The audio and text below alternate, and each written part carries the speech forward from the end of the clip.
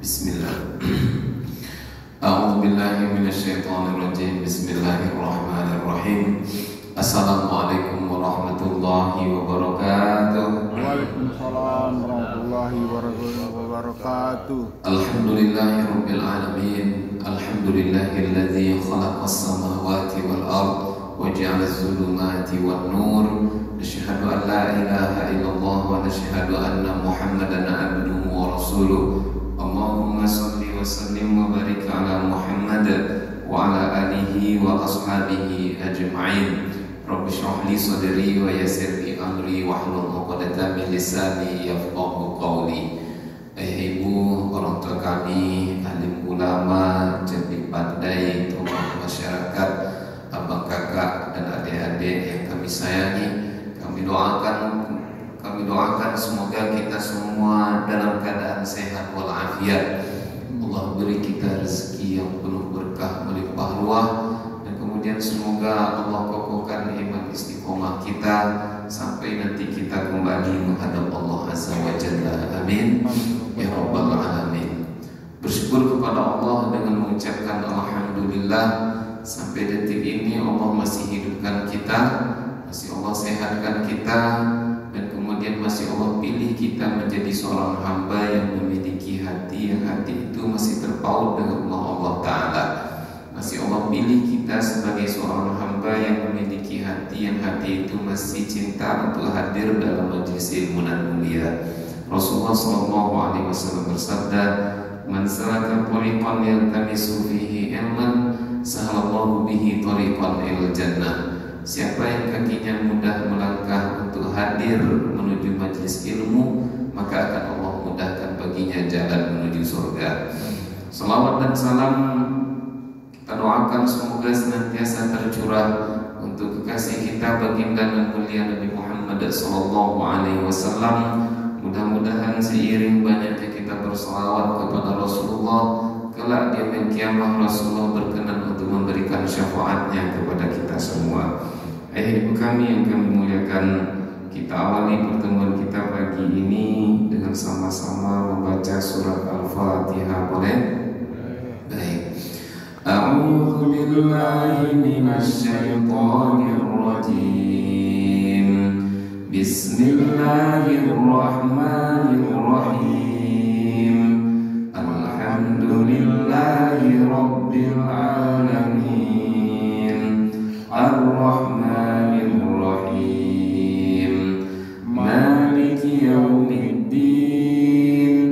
Iyyaka na'budu wa iyyaka nasta'in. Ihdinas siratal mustaqim. Siratal ladzina an'amta 'alaihim ghairil maghdubi 'alaihim waladdallin. Amin. Ibu kami, ada satu buku sangat tipis sekali, kalau tak salah tak sampai 50 halaman. Buku itu ditulis oleh Imam Ibnu Qayyim Al-Jauzi. Judul bukunya Atharul Ma'asi wa Athraruha. Kalau diterjemahkan ke dalam bahasa Indonesianya, athar itu bekas atau sisa. Kita pergi berjalan, Pak. Ketika kita jalan kan ada bekas-bekas telapak kaki kita itu, sendal itu athar namanya. Bekas-bekas jejak mobil, jejak bekas sisa peninggalan, itu athar.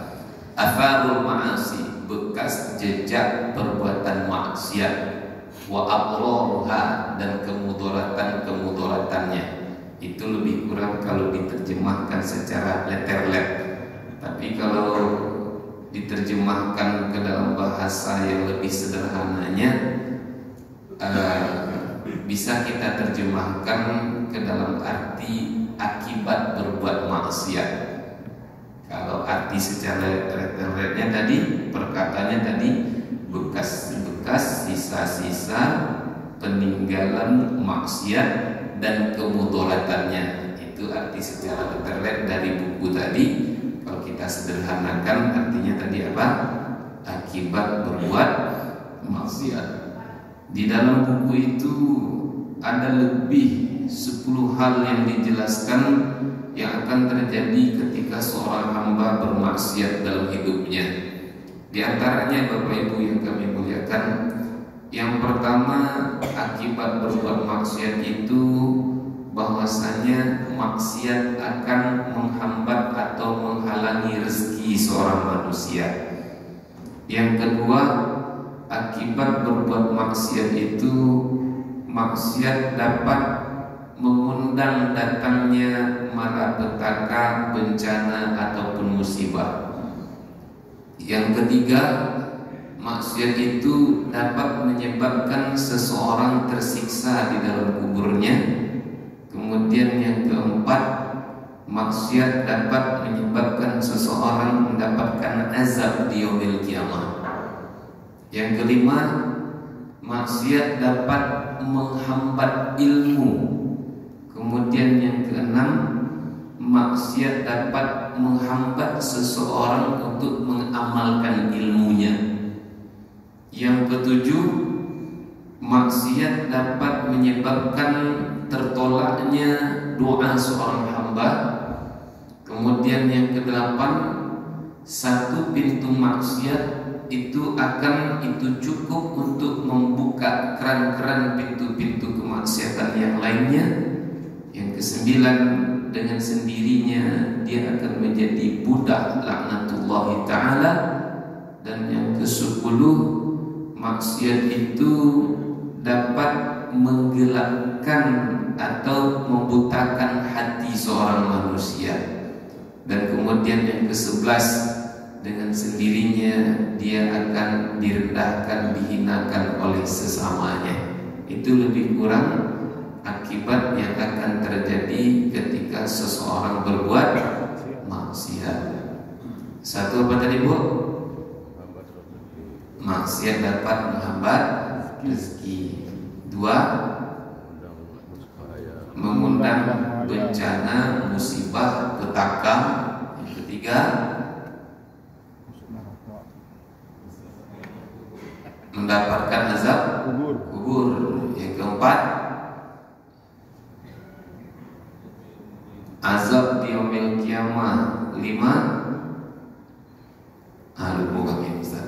Jadilah daripada tidak sama sekali. 4 kami ingat. Yang kelima, maksiat dapat menghambat ilmu. Yang keenam, maksiat itu dapat menghambat atau terhalang seseorang untuk mengamalkan ilmunya. Yang ketujuh, satu pintu maksiat itu cukup untuk membuka pintu-pintu kemaksiatan yang lainnya. Yang kedelapan, dengan sendirinya dia akan menjadi budak-budak setan laknatullahi ta'ala. Yang kesembilan, maksiat dapat menyebabkan tertolaknya doa seorang hamba. Dan yang ke-10, maksiat dapat membutakan atau menggelapkan hati seorang manusia. Dan yang ke-11, maksiat itu dapat menghinakan dia di tengah-tengah sesamanya.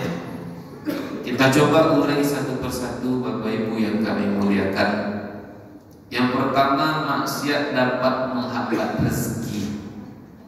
Rasulullah SAW bersabda, Innal abda la yuhramur rizqa bidzambi yusibuhu. Sesungguhnya Allah Ta'ala akan mengharamkan rezekinya kepada seorang hamba yang bermaksiat dalam hidupnya. Jadi maksiat itu ayah bunda menghambat rezeki, ba'awan yang menghambat datangnya sampainya sinar mentari ke bumi. Lebih kurang seperti itu maksiat itu. Kami agak berat memahaminya. Bagaimana kok rezeki itu bisa terhambat karena maksiat? Tapi kalau Allah sudah berkehendak kan tak ada yang sulit. Allah kalau sudah berkehendak cukup mengatakan kun fayakun, jadilah maka akan jadi.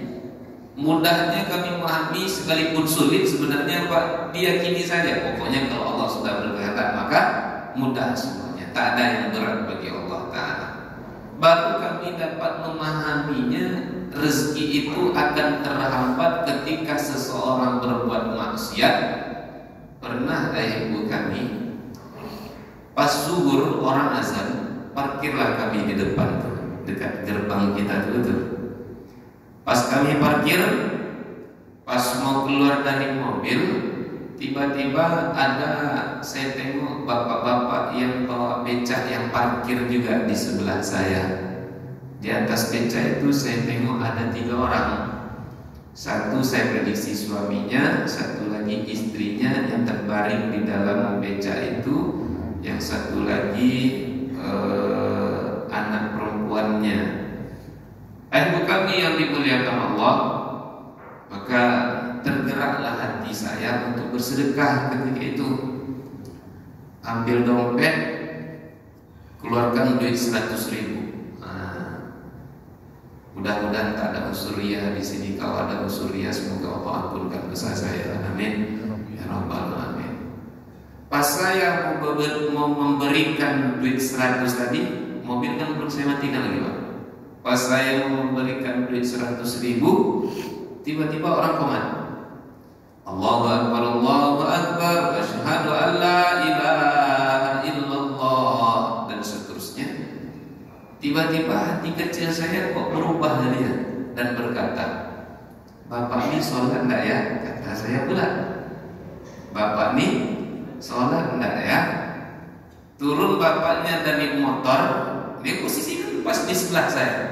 Turun bapaknya dari motor, sambil jalan itu Pak, dikeluarkan rokok dari kantongnya. Kalau saya tak salah Jisamsu mereknya, karena jaraknya dekat sekali dengan saya, jadi nampak. Keluarkan rokok Jisamsu, lalu kemudian pergi ke balik becaknya tadi. Kemudian bapaknya ngerokok dulu di situ. Mungkin bapaknya dari tadi belum ngerokok, sekarang tak tahan, ya paling banyak 5 atau 10 hisap kata saya. Lalu kemudian setelah saya perhatikan kira-kira 5 atau 10 hisap, enggak juga beranjak dari tempat duduknya. Sementara saya prediksi, ini sebentar lagi masuk rakaat ketiga nih lagi, karena kondisi saya sudah ketinggalan jadinya Pak, ketinggalan berjamaah, ketinggalan 2 rakaat. Karena tak ada tampak tanda-tanda bergerak di situ, ini tak iya nih kata saya. Akhirnya cepat masuk ke masjid, saya sholat berjamaah, lalu kemudian pikiran saya itu mulai tak konsentrasi. Pikiran saya ke bapak itu terus. Walhasil di rakaat ketiga, rakaat keempat saya kan sendiri. Saya langsung pijak gigi 5.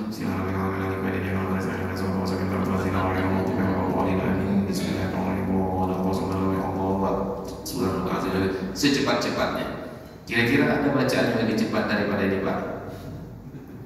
Ada yang lebih cepat dari bacaan saya tadi Bu? Rasa-rasanya bukan terkalahkan, rasa-rasanya. Saya berharap ketika saya salam di sebelah kanan ataupun saya salam di sebelah kiri, saya mendapati bapak tadi ada di kanan saya ataupun di sebelah kiri saya. Kalau saya tak mendapati di sebelah kiri, saya berharap mudah-mudahan saya melihat bapak itu di belakang saya. Saya selalu sampaikan kepada ibu kami, zikir-zikir setiap selesai sholat jangan ditinggalkan. Karena pahalanya besar, itu sering saya sampaikan. Nabi katakan siapa yang bertasbih setiap selesai sholat 33 kali, bertakbir 33 kali, bertakbir 33 kali, maka totalnya 99. Lalu disempurnakan dengan yang ke-100 dengan ucapan La ilaha illallah wahdahu la syarikalah lahul mulku wa lahul hamdu yuhyi wa yumitu wa huwa ala kulli syai'in qadir. Ghufirat khatayahu wa in kanat misla zabadil bahri, akan Allah ampunkan dosanya sekalipun dosanya sebanyak buih di lautan. Maka saya tak zikir di masjid ketika itu, karena saking penasarannya sambil jalan berzikirlah ke belakang Allah.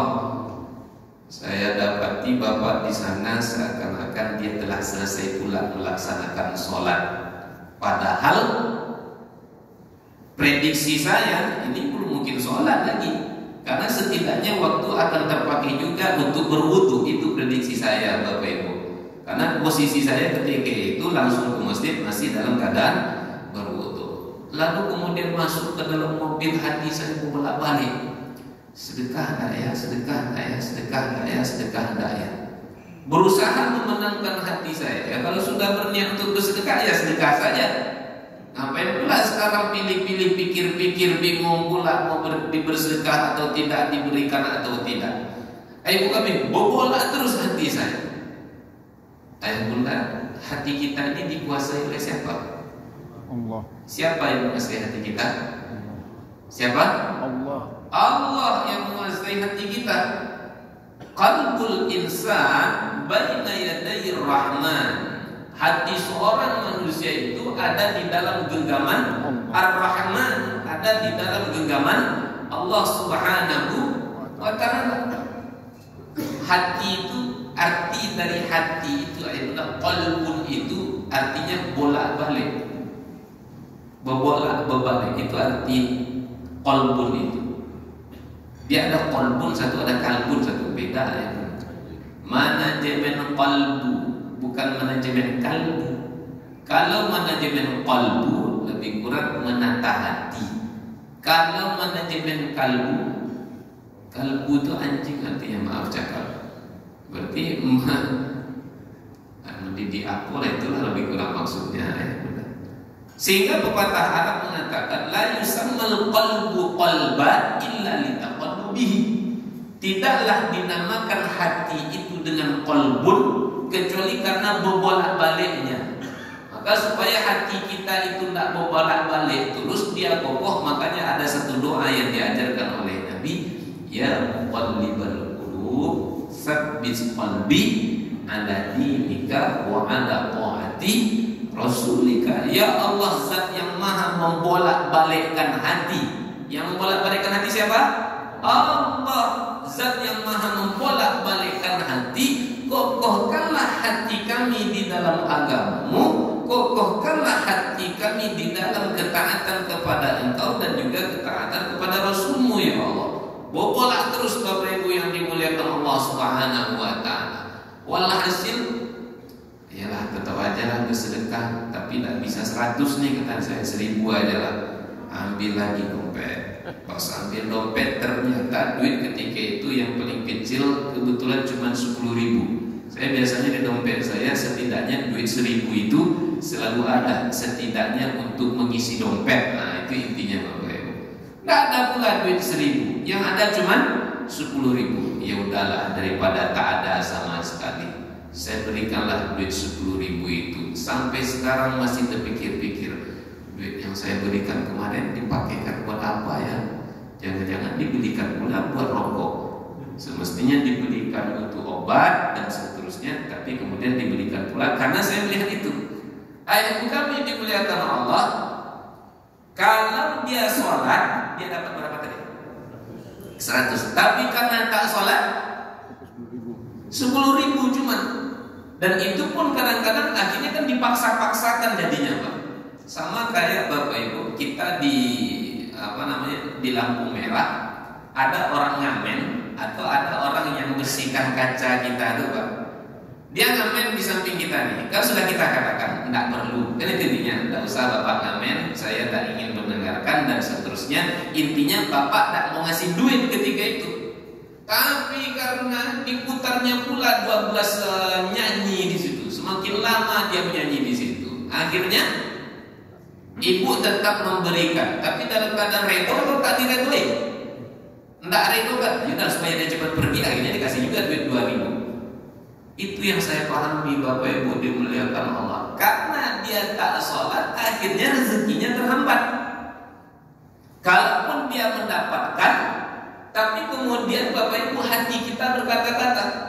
Jadi kalaupun Allah memberikan rezeki kepada seorang hamba, padahal dia ahli maksiat, itu belum tentu di dalam bentuk yang diredoi oleh Allah Subhanahu wa ta'ala. Ambil aja lah semangat yang lebih kurang seperti itu maknanya. Tak sholat itu maksiat, tak ya benar? Maksiat? Maksiat. Sholat itu kan wajib. Sholat itu kan fardu. Fardu atau wajib itu apa? ma yuthabu ala fi'lihi wa yu'aqibu ala tarkihi, dilakukan berpahala, ditinggalkan berdosa. Dijelaskan dalam kitab Sahih Fiqh Sunnah yang ditulis Imam Abu Malik Kamal bin Said Salim, meninggalkan sholat itu dosanya lebih berat daripada dosa berzina. Meninggalkan sholat itu dosanya lebih berat daripada mencuri. Meninggalkan sholat itu dosanya lebih berat daripada dosa melawan kepada kedua orang tua. Meninggalkan sholat itu lebih berat dosanya daripada memakan harta riba, memakan harta anak yatim. Makanya kemudian Imam Abu Malik kemudian menyebutkan dalil-dalil betapa pentingnya sholat, sampai-sampai ketika orang meninggalkan sholat dapat menyebabkan dia jatuh ke dalam lembah kekafiran. Man taraka sholata muta'ammidan faqad kafara jihara. Siapa yang meninggalkan sholat secara sengaja, maka dia sungguh telah kafir secara nyata. Sering dan banyak kali saya sampaikan akan hal ini. Orang ketika dia kafir, Bapak Ibu yang dimuliakan Allah, setidaknya dua risiko yang akan dia rasa. Mana dua risiko? Satu duniawi, yang kedua ukhrawi. Mana risiko duniawi bagi orang yang meninggalkan sholat ketika dia terjebak dalam lembah kekafiran? Satu, dia tak berhak menjadi wali dalam pernikahan anaknya. Dua, dia tidak layak diurus jenazahnya ketika meninggal dunia. Tiga, dia tidak boleh menikah dengan wanita muslimah. Empat, dia tidak halal sembelihannya. Lima, dia tidak boleh masuk tanah suci Mekah Al-Mukarramah. Enam, dia tidak boleh mewariskan. Dan yang ketujuh, dia tak layak menerima warisan. Tujuh risiko duniawi. Ukhrawinya tak sampai tujuh, tapi cuma satu. Apa dianya? Akan Allah campakkan dia masuk ke dalam neraka Saqar. Al-Mudaththir 42-43. Ma salakakum fi saqar? Qalu lam naku minal musallin. Wahai hamba-hambaku, kenapa kalian hina hari ini? Kenapa kalian kok berada dalam neraka Saqarku ini? Qalu, orang-orang yang ada dalam neraka Saqar menjawab, lam naku minal musallin. Ya Allah, dulu di dunia kami tak sholat. Ya Allah, orang yang sholat saja masih bisa celaka masuk neraka, apalagi orang yang tak sholat sama sekali. Itulah yang Allah abadikan dalam surat Al-Ma'un, inna a'tayna Al-Ma'un. Kali a'tayna surat apa bunda? Surat Al-Kautsar. Memang kalau belum sarapannya gak payah konsentrasi dikit.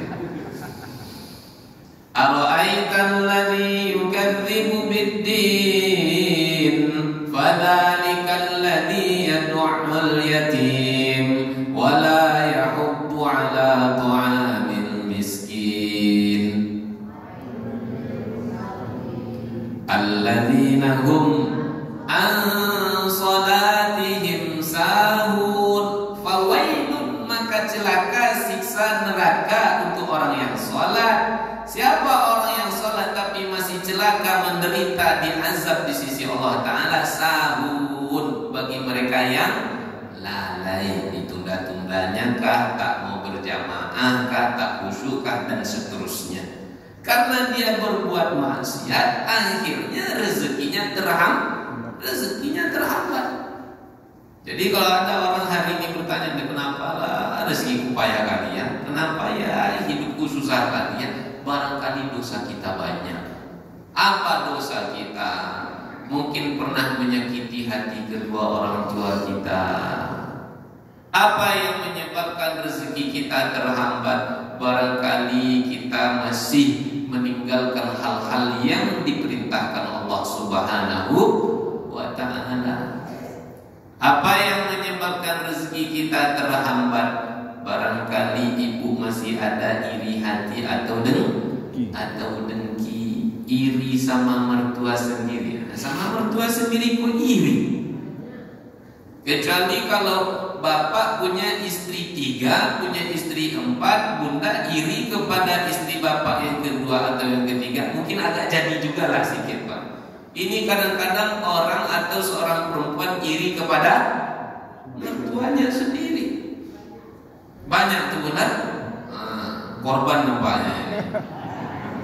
Bunda dimuliakan Allah. Macam mana tidak Pak Ustaz? Menantu saya nih Pak Ustaz, setiap kali anak saya berkirim ke saya, itu mukanya, wajahnya cemberut aja terus.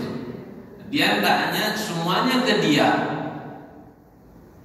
Ke ibu mertua pun iri.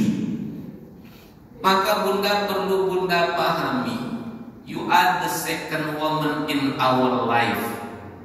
Nah, lebih kurang seperti itu kata orang Pariaman menyebutnya. Seorang wanita, ibu adalah perempuan kedua dalam kehidupan kami yang laki-laki. Hah? Kami ini perempuan wanita kedua. Terus maksud papa yang pertamanya siapa? Papa punya simpanan yang lain. Bukan itu maksudnya. Tapi wanita pertama dalam kehidupan kami lelaki adalah ibu kami. Jadi bunda tak boleh iri ketika melihat seorang suami dia berlebih kepada kedua orang tuanya. Karena apa? Karena memang itu yang disuruh. Masih ingat tak ya bunda kisah 3 orang yang terkurung di dalam gua? Ingat? Salah satunya dia kan bertawasul, berdoa kepada Allah dengan menyebutkan amal solehnya. Apa amal solehnya yang dia sebutkan? Aku selalu mendahulukan ayah ibuku daripada keluargaku, bahkan anak-anakku. Dalam kisah itu, dalam hadis itu disebutkan di awal-awal Riyadhus Shalihin ini, ibu kami, aku ingin memberikan air kepada ibuku, kepada ayahku. Ternyata dia sudah tidur karena dia terlambat balik dari mencari kayu ke tempat yang jauh. Dia setiap kali pulang dari cari kayu bakar selalu memerah susu diberikan kepada ayah ibunya. Suatu ketika dia terlambat karena terlalu jauh cari kayu, tetap diperahnya susu. Pas mau dia berikan kepada ibunya, ternyata ayah ibunya sudah tidur. Sementara anaknya merengek di kakinya, tak dikasihkannya. Keluarganya minta, tak diberikannya. Ya Allah, kalau aku melakukan itu semua demi mengharap ridho-Mu ya Allah, selamatkanlah kami ya Allah. Akhirnya batu itu kemudian bergeser. Tidak perlu iri. Padahal kadang-kadang selalulah ibu dilebihkan. Uang jajan selalu dilebihkan. Mulai dari ujung rambut sampai ujung kaki selalu dicukupkan. Sesekali cuma bapak berkirim ke kampung. Nah, itulah bapak itu tiap sebentar-sebentar maknanya adik tak ada. Iri. Maksiat. Maka yang pertama ayah ibu kami, akibat berbuat maksiat dapat menghambat rezeki. Ketika seorang anak memperlakukan ayah ibunya bak raja, maka rezekinya pun akan dicurahkan oleh Allah. Bak rezekinya seorang raja, bak rezekinya seorang ratu. Tapi kalau kita menghambat-hambat, menghalangi suami berbakti kepada kedua orang tuanya, ingat, setiap istri yang membatasi suaminya mengabdi kepada kedua orang tuanya, nanti anak laki-lakinya akan dibatasi juga oleh istrinya untuk mengabdi kepada kedua orang tuanya. Percaya atau tidak silahkan saja, tapi kembalikan kepada ayat. فَمَنْ يَعْمَلْ مِثْقَالَ ذَرَّةٍ خَيْرًا يَرَهُ وَمَنْ يَعْمَلْ مِثْقَالَ ذَرَّةٍ شَرًّا يَرَهُ. Siapa yang melakukan kebaikan sekalipun hanya sebesar biji zarah, kelak dia tetap akan mendapatkan buah, melihat buah dari kebaikan yang dia lakukan. Siapa yang melakukan keburukan, sekalipun keburukan itu hanya sebesar biji zarah, dia pun akan tetap melihat dan merasakan buah dari keburukan yang dia lakukan. Jadi kalau hari ini kita mendapati anak laki-laki kita sembunyi-sembunyi ngasih duit ke kita, pilih-pilih dia, itu barangkali dulu karena kita juga pernah begitu. Ini yang pertama, maksiat dapat menghambat rezeki. Yang kedua, kami yang dimuliakan Allah, maksiat dapat mengundang malapetaka, bencana ataupun musibah. Surat Al-Anfal ayat 25 mengatakan, A'udzu billahi minasy syaithanir rajim. Wattaqu fitnatan la tusibanna alladziina zalamu minkum khassah.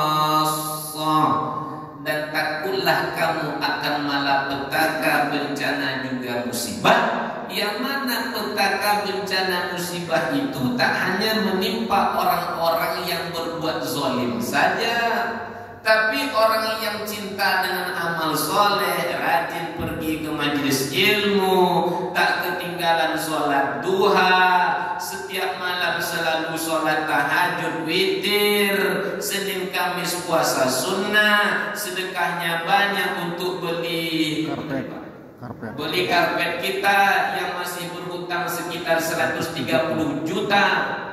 Orang yang rajin beramal soleh pun akan mendapatkan akibat dari kemaksiatan yang dilakukan oleh seorang manusia. Takutlah kamu akan bencana, petaka musibah yang mana petaka bencana musibah itu tak hanya menimpa orang-orang yang berbuat maksiat saja. Ibu kami, kenapa umat Nabi Syuaib dibinasakan Allah Ta'ala? Maksiat. Kenapa umat Nabi Lut dibinasakan Allah Ta'ala? Maksiat. Kenapa Namrud, Qarun, Fir'aun dibinasakan Allah Ta'ala? Maksiat. Kenapa kaum 'Ad, kaum Samud dibinasakan Allah Ta'ala? Maksiat. Kenapa umat Nabi Nuh dihabiskan Allah Subhanahu wa Ta'ala? Maksiat. Maksiat umat Nabi Syuaib itu apa? Di antaranya ayat yang paling menonjol itu mengurangi takaran dan timbangan. Curang. Ada tak orang berbuat curang hari ini, ayat bunda? Banyak. Di kantor orang bisa curang? Bisa. Di jam dinas keluyuran. Makanya kemudian sempat viral, pergi keluyuran sampai ke mall, walhasil razia lah Satpol PP. Ketangkap. Di jam ngajar cabut, semestinya ngajarnya 8 jam sehari, hanya cabut 6, cuma belajar ngajar cuma 6 jam. Curang. Di kantor orang curang, di sekolah orang curang, di pasar orang bisa curang? Bisa. Nah, situ ya ada yang lebih jelasnya, mengurangi takaran dan timbangan.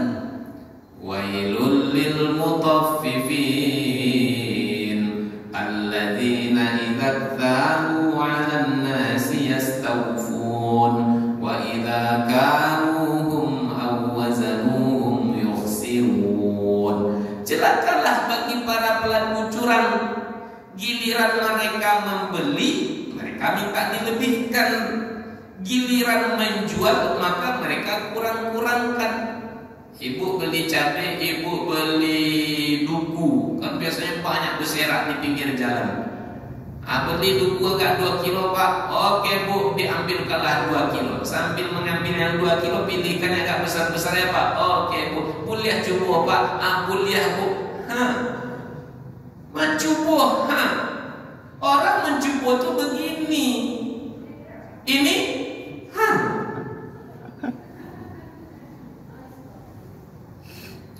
sudahlah nanti dicubuh segini, lalu kemudian selesai ditimbang, tambahlah agak sedikit lagi ya pak, tambahlah agak sedikit lagi ya. Ujung-ujungnya dari 2 kilo bisa jadi 2,3 kilo, kemudian masuklah se-on ke dalam. Rugi tak orang itu pak? Rugi. Cemana lah, tapi kadang-kadang orang karena butuh duit, daripada ini membusuk tak laku, ya udahlah. Giliran membeli, giliran menjual, yukhsirun, mereka kurang-kurangkan. Maka saya sering saya dapati, ini pengalaman pribadi ya pak ya, pengalaman pribadi. Kadang-kadang pas beli gas yang 5 kilo tuh pak, kadang-kadang kurang ampernya 1, kadang-kadang kurang ampernya 2, kadang-kadang dari tengah-tengah dia curang di kantor, curang di sekolah sekolah curang, di pasar curang, di masjid orang bisa curang nggak Pak? Bisa. Kok bunyinya Pak ya? Amplop ustaz pun disunat sama kawan. Terjadi tuh ayah ibu kami dimuliakan, tapi tak di sini. Jangan tersebut apa nanti Pak. Ada masih satu Pak. Tak satu sudah tiga saya dapati Bapak Ibu dimuliakan Allah. Ayah bunda kami yang dimuliakan Allah, curang. Umat Nabi Syuaib, umat Nabi Lut dibinasakan Allah. Kenapa? Karena mendatangi sesama jenisnya. Ya'tunar rijala syahwatan min dunin nisa. Itu ayat Al-Quran menyebutkannya. Mereka mendatangi laki-laki, bukan lagi perempuan. Laki-laki suka laki-laki, perempuan dengan perempuan. Bahasa sekarangnya jeruk makan jeruk. Adakah itu hari ini ayah bunda? Ya. Ngeri Pak, ngeri.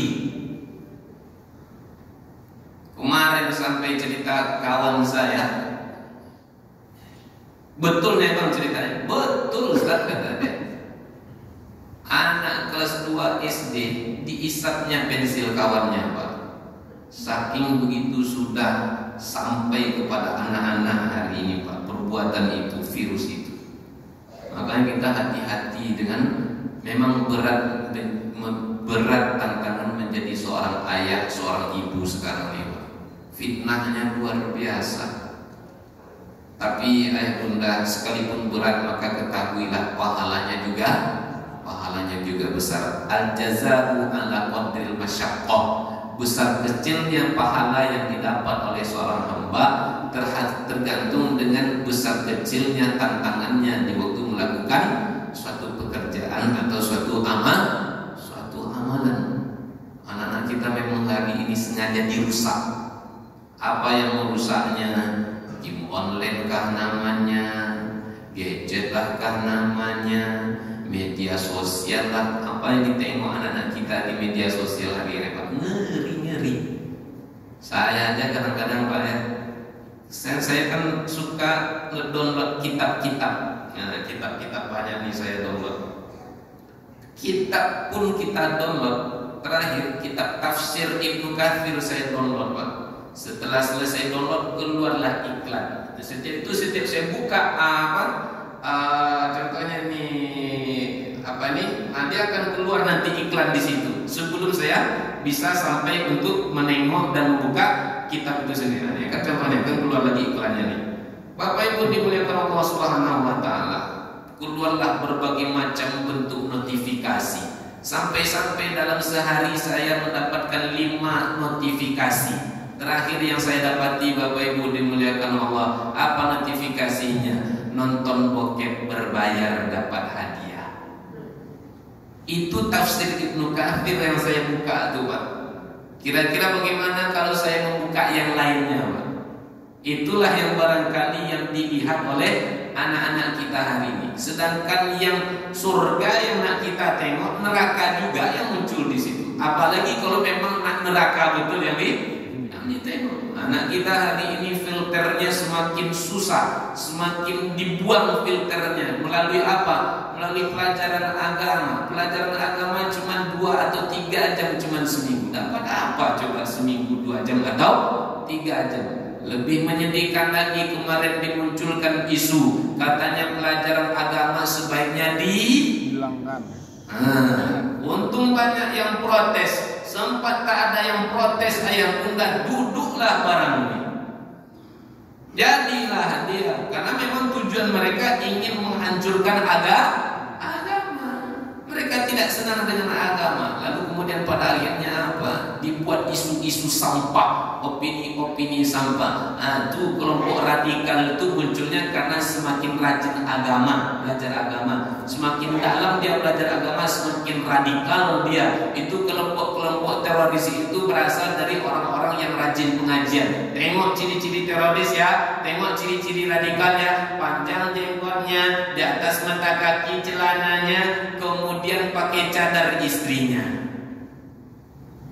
Bahkan diremehkan, nampak orang pakai cadar, oh ninja hatori, nampak orang celananya di atas banjir ya Pak, nampak orang pakai baju jalabiah, oh malaikat lewat, nampak orang pakai jenggot panjang kan? Bunda kami dimulai. Tak tahukah kita itu semua adalah sunnah Nabi? Ingat, siapa saja yang menghinakan sunnah Nabi berarti dia telah menghina Nabi. Kami dimuliakan Allah. Maksiat mengundang petaka bencana musibah. Umat Nabi Lut dibinasakan Allah karena maksiat. Apa ianya? Mendatangi sesama jenisnya. Semakin hari semakin menjamur hari ini penyakit itu. Fir'aun dibinasakan Allah. Kenapa? Karena kesombongannya. Orang-orang yang memperjuangkan nilai-nilai agama dimusuhinya.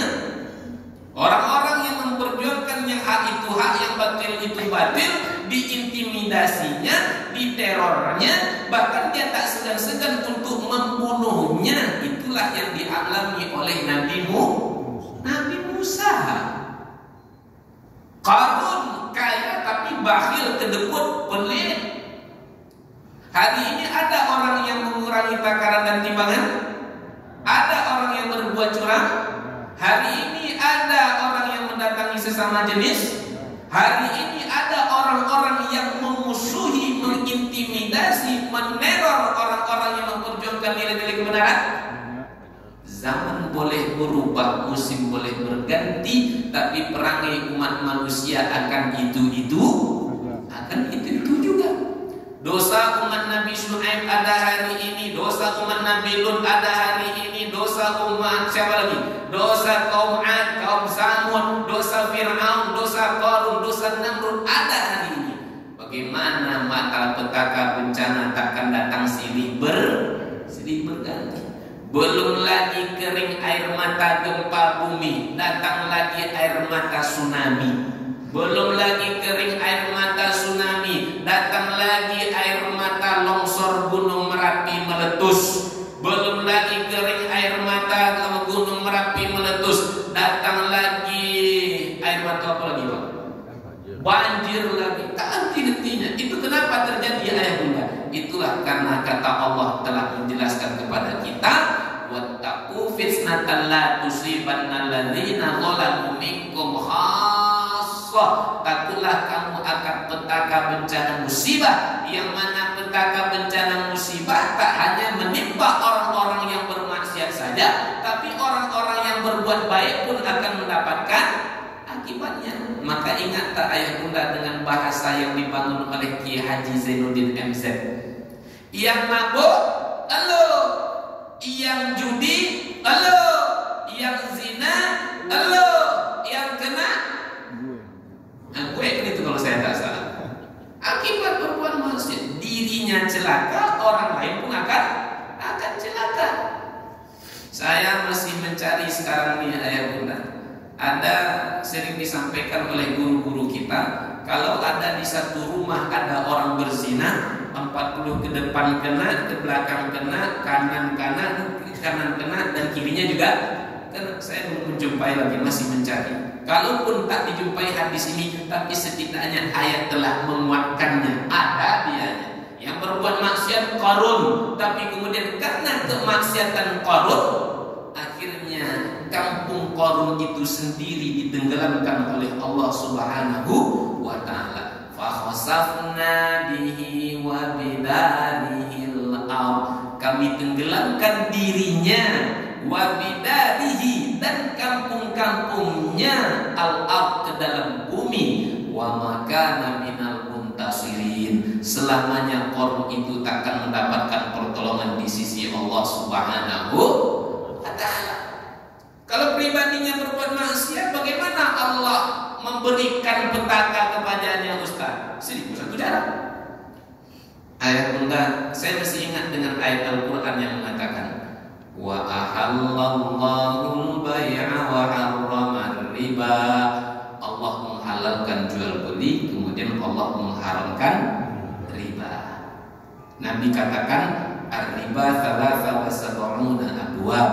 Riba ada 73 tingkatan dosanya. Aisaruha, seringan-ringan dosa bagi para pelaku riba, Ayyankihar rajulu ummahu, sama dengan seorang wanita yang berzina dengan ayahnya, seorang laki yang berzina dengan ibunya, atau seorang wanita yang berzina dengan ayahnya. Yamhaqullahu riba wa yurbis shadaqat. Allah akan memusnahkan riba dan Allah akan menumbuh kembangkan sedekah. Jadi adalah kawan saya, kawan istri saya, ayah bunda, usaha dimodali dari riba 5 tahun, 7 tahun, 8 tahun pertama itu memang suksesnya luar biasa. Banyaklah usahanya, outletnya, cabangnya di mana-mana, Pak. Taruh aja ke fotokopi, rumah makan lah, begitu seperti itu banyak lah.